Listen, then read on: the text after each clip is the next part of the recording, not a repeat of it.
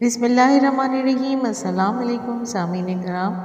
آج کا بیان اولیاء کرام کی عبادت میں خشوع و خضوع کے بارے میں ہے۔ حضرت عمر رضی اللہ تعالیٰ عنہ کی ایک مرتبہ عصر کی نماز جماعت سے فوت ہو گئی تو انہوں نے اس کی تلافی میں ایک باغ جس کی قیمت 2 لاکھ درہم تھی صدقہ کر دیا۔ حضرت ابن عمر رضی اللہ تعالیٰ عنہ کی جس دن کسی نماز کی جماعت فوت ہو جاتی تو اس دن شام کو ساری رات جاگا کرتے تھے۔ ایک دن مغرب کی نماز کو دیر ہو گئی تو 2 غلام اس کی تلافی میں آزاد کیے۔ جب کسی شخص کو عبادت میں سستی پیدا ہو تو مناسب یہ ہے کہ حق تعالی شانہ کے کسی ایسے بندے کی صحبت میں رہے جو عبادت میں زیادہ انہماک سے مشغول ہو، اور اگر کسی ایسے کی صحبت میسر نہ آئے تو پھر ایسے لوگوں کے احوال کو عبرت اور غور کی نگاہ سے پڑھا کرے جن میں بہت سے واقعات روز الریاحین میں لکھے ہیں، جس کا مختصر اردو ترجمہ نزہۃ البساتین بھی ہے۔ ایک بزرگ کہتے ہیں کہ جب مجھے عبادت میں سستی ہونے لگتی تو میں حضرت محمد بن واسی رحمۃ اللہ علیہ کے حالات دیکھتا ہوں اور ایک ہفتہ مسلسل اس عمل کو جاری رکھتا ہوں۔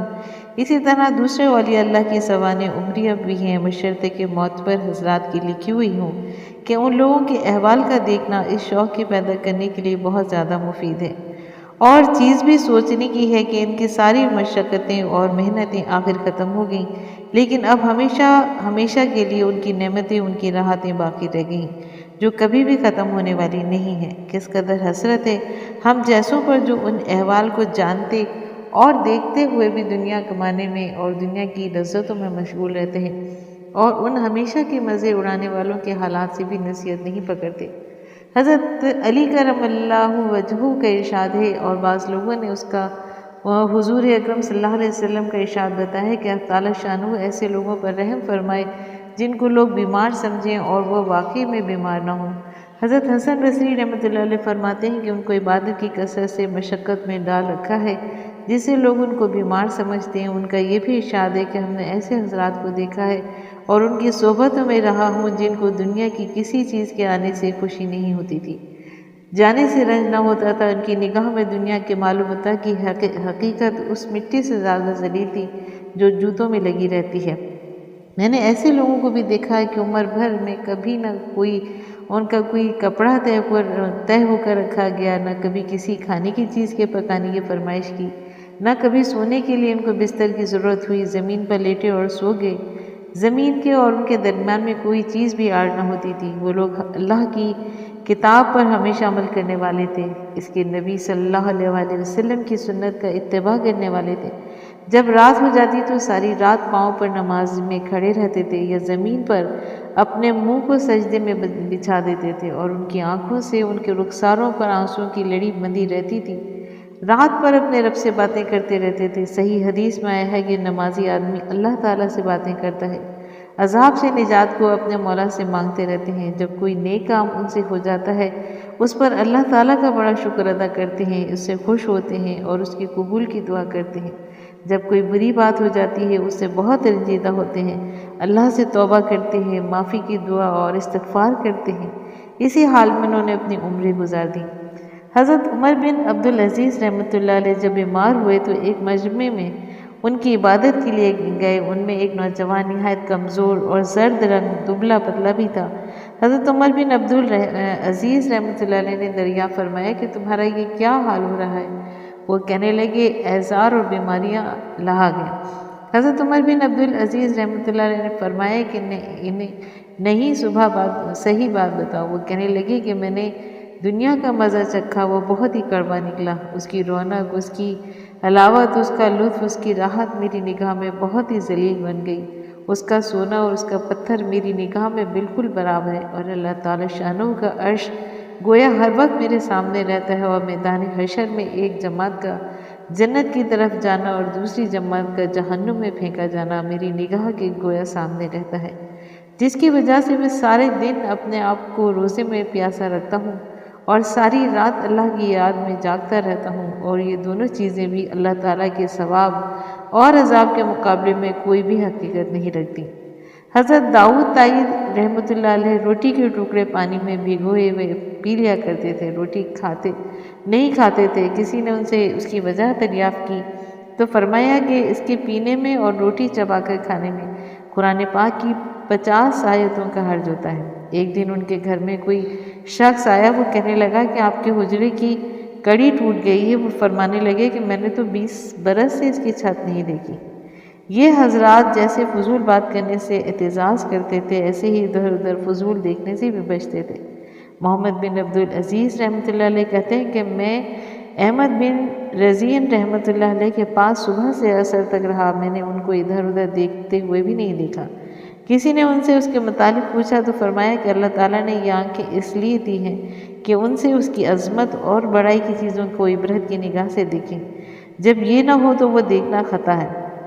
حضرت مسروق رحمۃ اللہ علیہ کی بیوی کہتی ہیں کہ مسروق رحمۃ اللہ علیہ کی پنڈلیوں پر رات بھر نماز میں کھڑے رہنے سے ورم آ جاتا تھا۔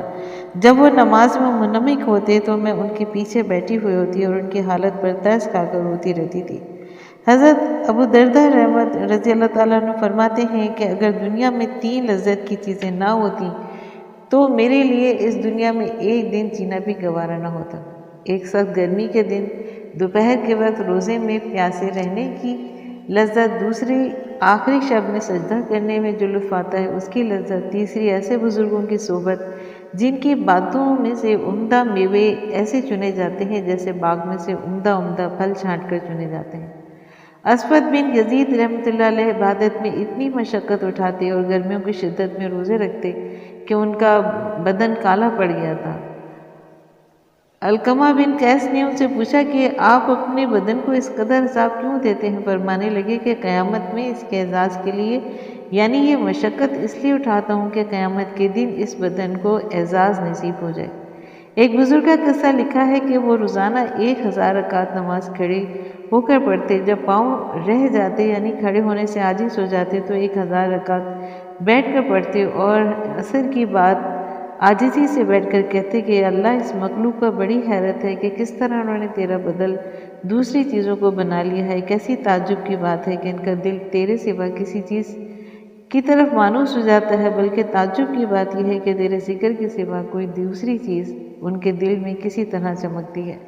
حضرت جنید بغدادی رحمۃ اللہ علیہ فرماتے ہیں کہ میں نے حضرت سری مقطعی رحمۃ اللہ علیہ سے زیادہ عبادت کرنے والا کسی کو نہیں دیکھا۔ 98 برس تک کسی نے ان کو مرض الموت کے علاوہ لیٹے ہوئے نہیں دیکھا۔ حضرت ابو محمد جریدی رحمۃ اللہ علیہ نے مکہ مکرمہ میں 1 سال کا اعتکاف کیا، جس میں نہ تو بالکل سوئے، نہ بات کی، نہ کسی لکڑی یا دیوار پر سہارا لیا یا ٹیک لگائی۔ حضرت ابو بکر قطانی رحمۃ اللہ علیہ نے ان سے پوچھا کہ اس مجاہدے پر تمہیں کس چیز سے قدرت حاصل ہوئی؟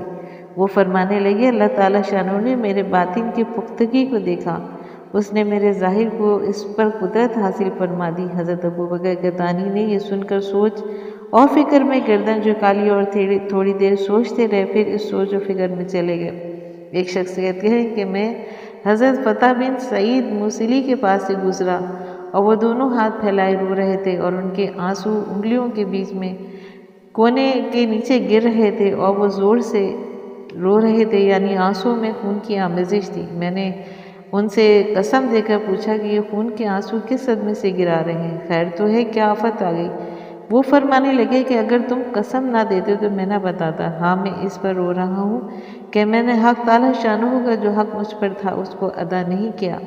میں نے کہا کہ خون کیوں آ گیا؟ کہنے لگے کہ اس خوف سے کہ میرا یہ رونا کہیں غیر معتبر اور جھوٹا یا نفاق سے نہ ہو۔ وہ شخص کہتے ہیں کہ جب ان کا انتقال ہو گیا تو میں نے ان کو خواب میں دیکھا۔ میں نے ان سے پوچھا کہ آپ کے ساتھ کیا معاملہ ہوا؟ فرمایا کہ میری مغفرت ہو گئی۔ میں نے پوچھا کہ تمہارے آنسوؤں کا کیا حشر ہوا؟ فرمایا کہ حق تعالیٰ شانہ نے مجھے اپنے قریب فرما کر ارشاد فرمایا کہ یہ آنسو کیسے تھے؟ میں نے عرض کیا کہ اس پر رنج تھا، آپ جو حق برحق واجب ہے وہ میں ادا نہ کر سکا۔ ارشاد ہوا کہ خون کیوں تھا؟ میں نے عرض کیا کہ خوف سے یہ رونا جھوٹا نہ ہو، غیر معتبر نہ ہو جائے۔ ارشاد ہوا کہ آخر تو اس سب سے کیا چاہتا تھا؟ میری عزت کی قسم، تیرے کرامن کاتبین 40 سال سے تیرے اعمال کا صحیفہ ایسا لا رہے ہیں کہ ان میں کوئی خطا لکھی ہوئی نہیں ہوتی۔ عبد الواحد بن زید کہتے ہیں کہ میرا گزر ایک گرجا پر ہوا، وہاں ایک راہب دنیا سے منقطع رہتا تھا۔ میں نے اس کو راہب کہہ کر آواز دی، وہ نہ بولا۔ پھر دوسری دفعہ بولا، پھر بھی وہ نہ بولا۔ پھر تیسری دفعہ جب میں نے ان کو پکارا تو وہ میری طرف متوجہ ہوا اور کہنے لگا کہ میں راہب نہیں ہوں۔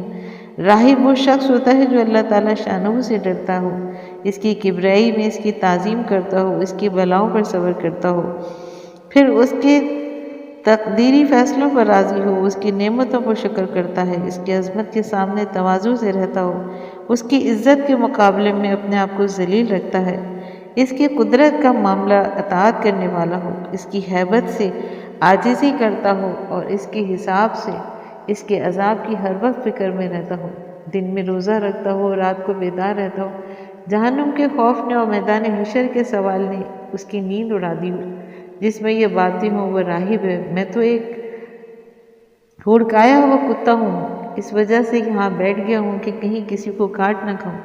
میں نے ان سے پوچھا کہ کیا بات ہے کہ لوگ حق تعالیٰ شانہ کی بڑائی کو جانتے ہیں پھر بھی اس سے ان کا رشتہ ٹوٹا ہوا ہے؟ اس نے کہا کہ صرف دنیا کی محبت نے اور اس کی زیب و زینت نے ان کا رشتہ توڑ رکھا ہے۔ دنیا گناہوں کا گھر ہے، سمجھدار اور عاقل وہ شخص ہے جو اس کے اپنے دل سے پھینک دے اور اللہ جل شانہ کی طرف متوجہ ہو جاتے ہیں اور ایسے کام اختیار کر لے جو اللہ تعالیٰ شانہ کے قریب کر دیں۔ حضرت اویس کرنی جو مشہور بزرگ ہیں کسی دن فرماتے ہیں کہ آج کی رات رکوع کرنے کی ہے، بس تمام رات رکوع میں گزار دیتے، پھر کہتے کہ آج کی رات سجدے کی ہے تو تمام رات ایک سجدے میں گزار دیتے۔